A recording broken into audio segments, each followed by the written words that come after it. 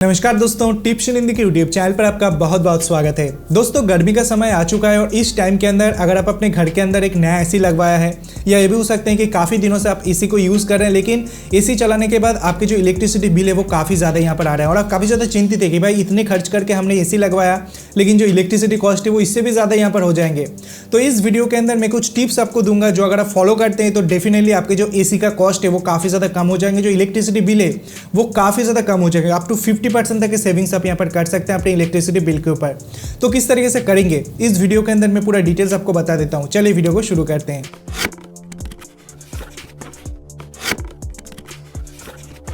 देखिए, अगर आप एसी खरीद चुके हैं तो आप कुछ नहीं कर सकते, लेकिन आप एसी खरीदने के बारे में यहाँ पर सोच रहे हैं तो सबसे पहले ये मेक श्योर कीजिए कि आपका जो एसी है वो इन्वर्टर टेक्नोलॉजी को यहाँ पर सपोर्ट करे और सेकेंड जो है कितने स्टार का एसी है। देखिए, 5 स्टार एसी लेना तो काफ़ी ज़्यादा फायदेमंद यहाँ पर होने वाला है, लेकिन 5 स्टार एसी का जो दाम है वो काफ़ी ज़्यादा हो जाते हैं। तो इसी कारण से आप 3 स्टार एसी तक के कंसिडर यहाँ पर कर सकते हैं। मतलब जो एयर कंडीशन आप यहाँ पर खरीद रहे हैं वो 3 स्टार से नीचे नहीं होना चाहिए। 3 स्टार या 5 स्टार होते हैं तो काफ़ी बढ़िया होते हैं, क्योंकि 5 स्टार का दाम काफ़ी ज़्यादा होता है। तो 3 स्टार आप मैक्सिमम ले सकते हैं, लेकिन उससे नीचे आप नहीं ले सकते। तो चीज़ को ध्यान में रखना होगा। उसके बाद आप जो घर पर यहाँ पर उस एसी को लगवाएंगे, सबसे पहले उस घर का जो साइज है वो आपको सबसे पहले समझना होगा। देखिए, नॉर्मली ये कहा जाता है कि अगर आप जो घर पर रहते हैं वो घर के अंदर अगर डायरेक्ट सनलाइट यहाँ पर पड़ते हैं, फॉर एग्जांपल दिन के अंदर ऑलमोस्ट अगर 8 घंटे भी सनलाइट यहाँ पर रहते हैं, उसके अंदर अगर 6 घंटे डायरेक्टली सनलाइट आपके घर के ऊपर पड़ते हैं तो वो घर डेफिनेटली काफ़ी ज़्यादा गर्म यहाँ पर रहते हैं। तो उस जगह के अंदर आप ये कोशिश कीजिए अप टू 100 स्क्वायर फीट अगर ऐसे घर है तो आप 1 टन का एसी लगवाए, और अगर 150 स्क्वायर फीट का है तो आप 1.5 टन का एसी यहाँ पर लगवाए। तो चीज़ को ध्यान में रखना होगा।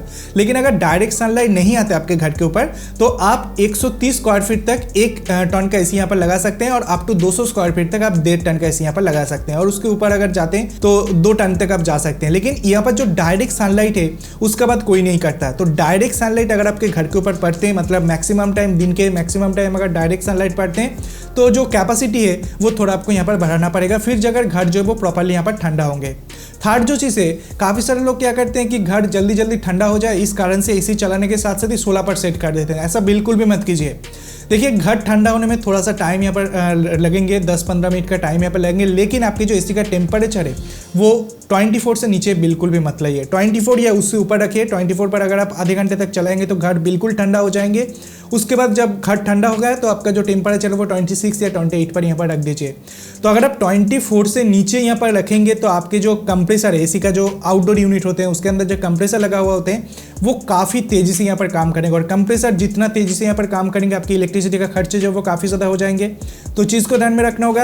आपका जो एसी का टेम्परेचर है वो 24 डिग्री से नीचे आप बिल्कुल भी मत रखिए, 24 डिग्री से ऊपर रखिए, काफ़ी बढ़िया है। बहुत सारे लोग ये भी करते हैं कि इलेक्ट्रिसिटी खर्च बचाने के लिए एसी को बार बार ऑन ऑफ यहाँ पर करते रहते हैं। फॉर एग्जांपल, उन्होंने आधे घंटे चलाया, घर ठंडा हो गया, उसके बाद बंद कर दिया, उसके बाद फिर आधे घंटे के बाद घर गर्म हो गया, उसके बाद फिर से चला दिया। ऐसा बिल्कुल भी मत कीजिए। जो इन्वर्टर टेक्नोलॉजी है वो इस तरीके से नहीं चलता। जितने टाइम तक आप एसी यहाँ पर चलाएंगे उतने ज़्यादा इलेक्ट्रिसिटी को आप सेव कर पाएंगे। फॉर एग्जाम्पल, अगर आप इन्वर्टर टेक्नोलॉजी को यहाँ पर यूज़ करें तो पहले के 1 घंटे तक अगर आप 1 टन के एसी को यूज़ कर रहे हैं, कोई 5 स्टार एसी को यूज़ कर रहे हैं तो 1 घंटे तक आपको 800 वाट बिजली कंजप्शन यहाँ पर हो जाएंगे, 1 या 1.5 घंटे तक।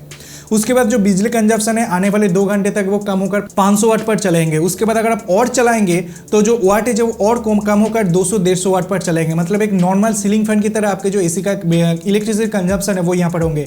लेकिन यही काम अगर आप बार बार एसी को ऑन ऑफ करते हैं तो ये जो कंजप्शन है वो काफ़ी ज़्यादा बढ़ जाएंगे, क्योंकि जितने बार आप ऑन करेंगे आपके जो कंप्रेसर एसी का वो फुल स्पीड पर चलेंगे और इलेक्ट्रिसिटी जो वो काफ़ी ज़्यादा यहाँ पर कंज्यूम करेंगे। तो अगर आप ये सोच रहे हैं कि आपके एसी को लॉन्ग टर्म के लिए चलाऊं तो मेरे लिए एसी को आप कंटिन्यूसली चलने दीजिए, कोई दिक्कत वाली बात नहीं है।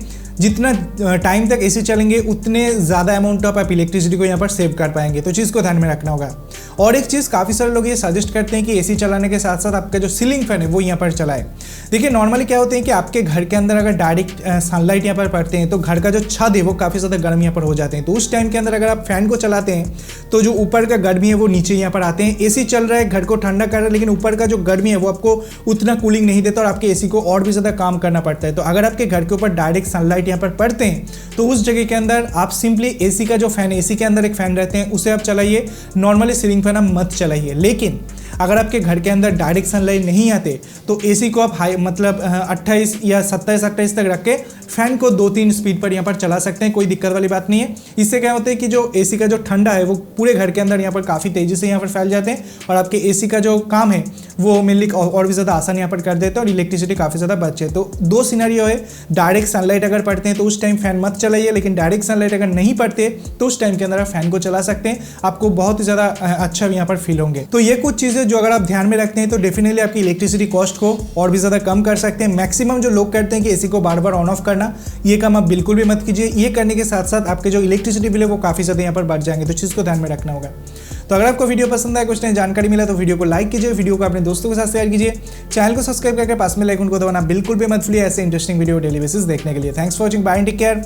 देखते रहिए सीखते रहिए टिप्स हिंदी के साथ और मेरे साथ बोलते रहिए जय हिंद, वंदे मातरम।